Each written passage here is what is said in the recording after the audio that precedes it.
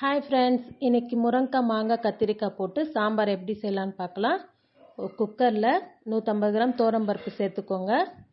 நல்லா வாஷ் பண்ணிவிட்டு ஊற வச்சுக்கோங்க. ஒரு 10 நிமிஷம் சேர்த்துட்டு நம்ம ஒரு வெங்காயம் சேர்த்துக்கலாம். தக்காளி 2 தக்காளி, குட்டி தக்காளி தாங்க, 2 தக்காளி சேர்த்துக்கோங்க. வெந்தயம் ஒரு 1/2 ஸ்பூன் சேர்த்துக்கிறேன். 10 பல்லு பூண்டு சேர்த்துக்கிறேன். சீரகம் ஒரு 1/2 ஸ்பூன் சேர்த்துக்கோங்க. பெருங்காயம் ஒரு சின்ன துண்டு சேர்த்துக்கோங்க. மஞ்சத்தூள் ஒரு 1/2 ஸ்பூன் சேர்த்துக்கிறேங்க. தண்ணி ஊற்றிக்கலாங்க. எக்ஸ்ட்ராவே தண்ணி ஊற்றிக்கோங்க. அப்போ தான் நம்ம இந்த தண்ணியில் தான் காயெல்லாம் வேக வைக்க போகிறோம். இந்த மாதிரி செய்யும்போது உங்களுக்கு நல்லா சாம்பார் டேஸ்ட்டாக இருக்குங்க. தண்ணி எக்ஸ்ட்ரா வச்சுட்டு நம்ம 2 விசில் விட்டு எடுத்துக்கலாம். இப்போ அந்த தண்ணி இருக்குங்களே, அந்த தண்ணி எடுத்துக்கோங்க தனியாக. அந்த பருப்பு தனியாக கடைஞ்சி எடுத்துக்கோங்க. கரண்டி வச்சு இந்த மாதிரி எடுத்துக்கோங்க. இந்த மாதிரி செய்யும்போது உங்களுக்கு காய் இந்த பருப்பு தண்ணியிலே வேகும்போது செம டேஸ்ட்டாக இருக்கும் சாம்பார். ஒரு குக்கரில் எண்ணெய் 2 டீஸ்பூன் ஊற்றிக்கிறேன். கடுகு சீரகம் சேர்த்துட்டு காஞ்ச மிளகா, கடுகு நல்லா பொரியட்டும். அப்புறம் காஞ்ச மிளகா சேர்த்துக்கலாம்.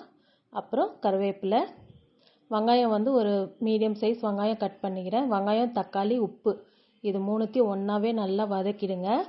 நல்லா வதங்கின பிறகு நம்ம காய் சேர்த்துக்கலாம். முருங்கைக்காய் 2 முருங்கைக்காய் சேர்த்துக்கிறேன். கத்திரிக்காய் ஒரு பெரிய கத்திரிக்காய் 1 சேர்த்துருக்கேன். நல்லா பச்சை வாசனை போகிற அளவுக்கு நல்லா வதக்குங்க. நல்லா வதங்கின பிறகு நம்ம மிளகாத்தூள் சேர்த்துக்கலாம். காய் பச்சை வாசனை போனால் தான் நம்மளுக்கு சாம்பார் நல்லா டேஸ்ட்டாக இருக்கும். எண்ணெயிலே நல்லா வதங்கணும் அந்த காய். இப்போ குழம்பு மிளகாய் தூள் சேர்த்துக்கிறேன்.